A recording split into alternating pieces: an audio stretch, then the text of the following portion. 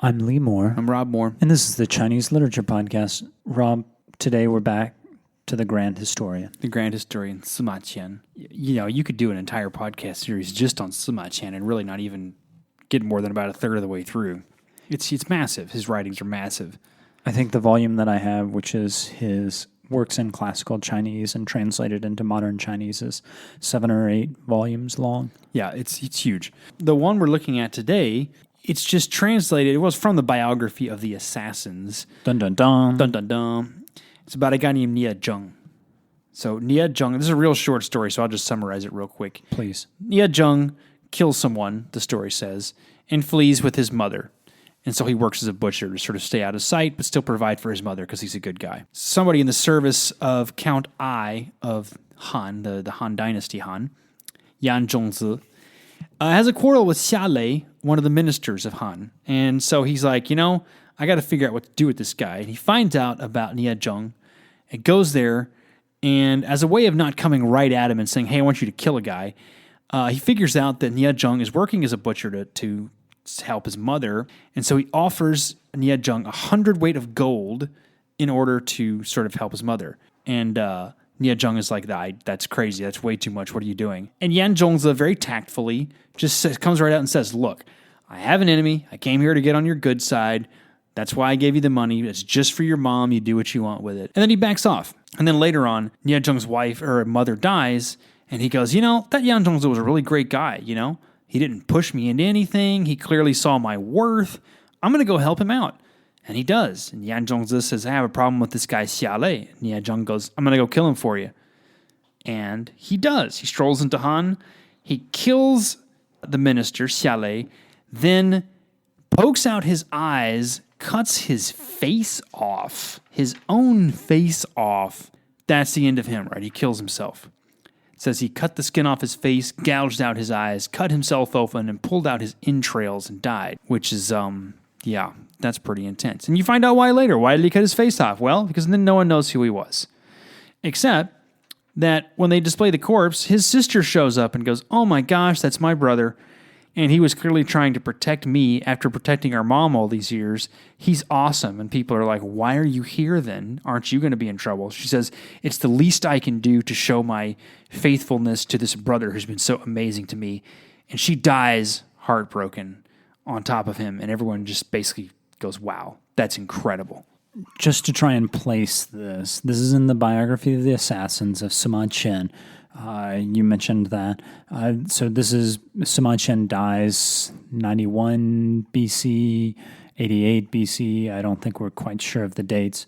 He's writing this, and this really, I would say, becomes the beginning in Chinese literature of all Kung Fu literature. Like, if you wanted to date a beginning point for Kung Fu literature, it's Sima Qian's biography of the assassins. At least in print. There's probably oral stories before this, but the earliest that we can actually read. Yeah, sure. And Sima Qian is drawing off of some of that oral storytelling, but this becomes kind of like the beginning of Kung Fu, and we can see a lot of those elements here. You have a guy, Nie Zheng, he's kind of a bad mamma jamma, if I might use a technical term. Technical literary term, yes. He's a bad mamma jamma, but he's not a bad guy. And he's living in obscurity. That's such a common theme, right? Like, no one knows where this master went. And here he is. What's he doing in obscurity? He's just working as a butcher to take care of his mom. Right. So you have this, he's loyal to the Confucian tradition. He's taking care of his mother, which is something that a good Confucian son should be doing. A guy comes, offers him some money to go kill somebody, which he would be amazing at. He says, no, I've got to take care of my mom. And so he leaves money that allows him to better take care of his mother. And then when his mother dies, he fulfills the obligation to the political leader who he is beholden to. Right, and let's not forget the most kung fu move of all, which is he says to Yan Zhongzi, all right, I'm going to do it for you. I'm going to go in, I'm going to kill this guy. Yan Zhongzi goes, hang on a second, though. You're going to need like a ton of backup. And what does he do in a total G move? He goes, no, it's too complicated. I'll just go by myself and get it done. Yeah. Oh, yeah. And he does, of course. I mean, how action movie is that? Too many people, it's too complicated. All I need is my sword and my muscles. Let's do this. And he's hiding in like a stairway, and there's all this other stuff going on. There's not a lot of detail about how he does it. It's not like we go for pages and pages, and he's like, oh, wow, that's how they do it, right? It just says, sword in hand, he came to Han. Xia Lei, the minister of Han, was seated in his office, and there was a great throng of men with weapons and pikes standing guard around him. Nie Zheng went directly in, climbed the stairs, and stabbed Xia Lei to death. What the heck? Right. Like, doesn't he appear to be scared. He just goes, I'll just go right in. They can't stop me. And they don't. The other thing that I like so much about this story is it doesn't just stop there. It's not just he is a bad mamma jamma. It continues on with his sister. It's establishing that good breeding, that he is not only a good Confucian son, but his sister is a good Confucian sister. And that instead of like shirking off once she recognizes her brother, she is loyal to him even in death. And this is a very common thing that I would argue starts to sort of die out over time. But in the earliest stories, you really couldn't be this bad unless you were a good Confucian, unless you observed the rites, unless you supported your family. I'm thinking of Wu Song in the Water Margin, who owes a debt because he's the younger brother to take care of his older brother, and especially to revenge his older brother when he's betrayed, right? So there's norms for how these things are supposed to work, right? And you see them just starting out really here. And I just want to point something out. There are a lot of Chinese literary theorists back in the day, so pre-modern Chinese literary theorists, who make the point that he's disrupting the state. That a lot of Chinese literary theorists don't like Sima Qian's biography of the assassins because they feel it's not Confucian, that it's that it's anti-state. I just want to point out, we've done a podcast on the Shuihu Zhuan, the Water Margin, and that also has been heavily criticized by pre-modern Chinese literary theorists. And it's been criticized because it valorizes, it praises people who are going against the state. I think that we can draw a direct line from Sima Qian's biography of the assassins to Shuihu Zhuan.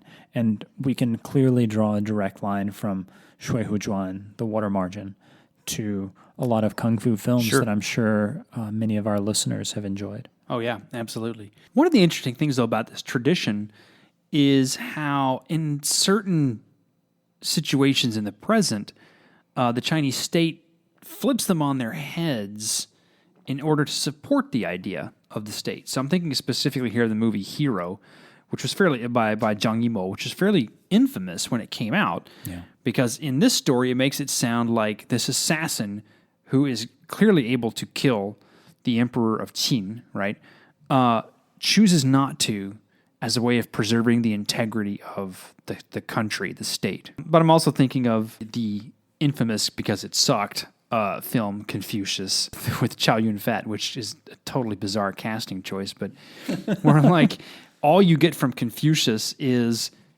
you gotta just give your all for the state, support the state, get back home and help the people govern well, right?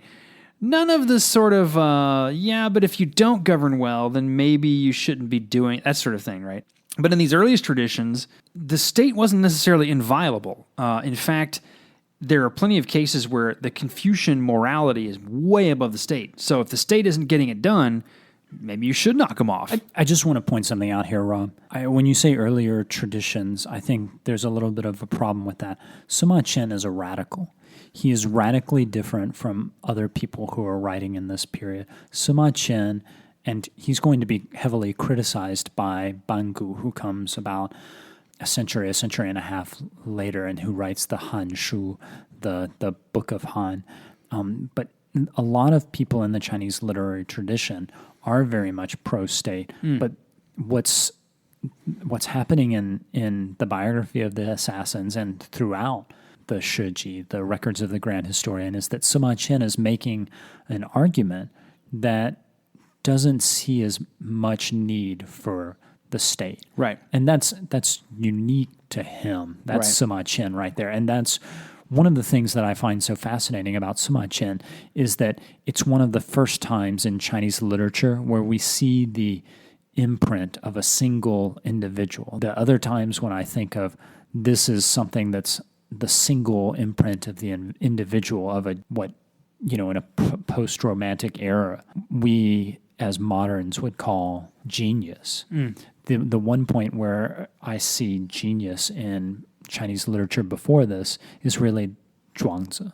You can see an individual's mind who is incredibly smart operating on this other plane that's just, it's hard for us to get to. It seemed hard for his contemporaries to get to. I think the same thing is going on with Sima Qian. Of course, before Sima Qian, you had Confucius, you had Mencius, but Confucius is just a bunch of sayings written down by his students. So we don't really see the individual mind operating. Mencius is just trying to kind of incorporate, he's maybe making some contributions, but he's more of doing annotations. He's not contributing anything original. I think Sima Qian is actually a genius. I think he's making these original contribution to the literary tradition that he's participating in. This is something that is different from anything we've seen coming before.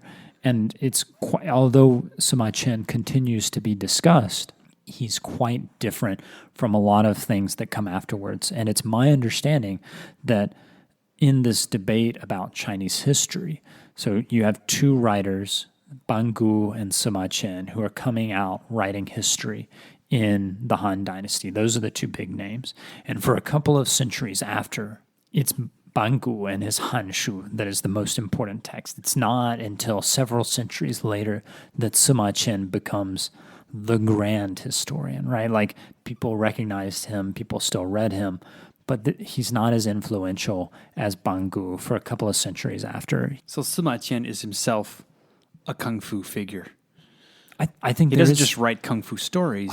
He's a kung fu figure. I think he is kind of the kung fu master of Chinese history. Wow. I like Sima Qian. I'm not going to go down the same hero worship path that Lee just did, but this is you should definitely. Sima Qian is integral to Chinese letters. I mean, regardless of your opinion, he's key. Everybody is responding to him. Right. Even if you hate him, even if you disagree with him, which Bangu certainly does. Absolutely. I think that's a great place to end it, Rob. I think so too. Make sure, as always, you give us a shout out, iTunes, whatever you're using. Give us a review. People can find out about us. I'm Lee Moore. I'm Rob Moore. And this is the Chinese Literature Podcast.